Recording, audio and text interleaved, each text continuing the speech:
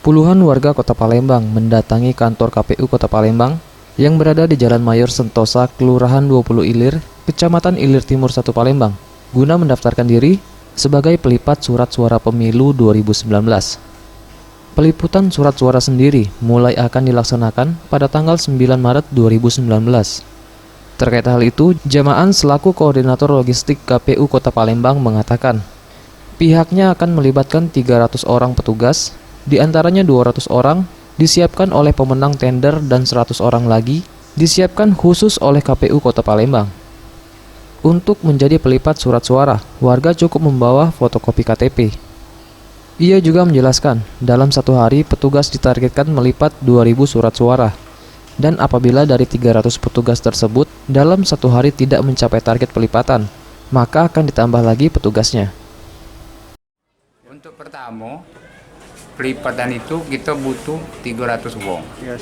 Nah, dari pemborongnya dewek, pemenang tendernya itu dia lah bawa 200. Jadi yang di KPU ini diserahinya cuma 100 orang. Ya.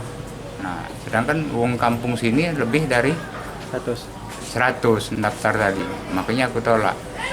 Dalam artian bahwa besok mulai pelipatan, kita lihat hasil dari 300 wong itu, pelipat itu.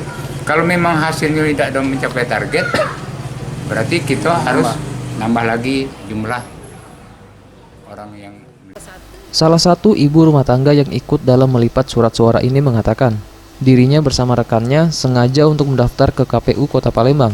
Hal ini dilakukannya selain menjadi berkas sendiri, hal ini juga untuk mengisi waktu luang yang bermanfaat. Ya ke satu ya aku tuh belum pernah kan pengen tahu. Kedua ya nilai ininya lah, nilai rupiahnya. Nah, sehari kan katanya kemarin itu nilainya 200.000 kan. Nah, enggak tahu kalau yang ini. Ya sehari 200.000 siapa yang nak ngenjo? Rezeki ini, Iya, rezeki 5 tahun sekali.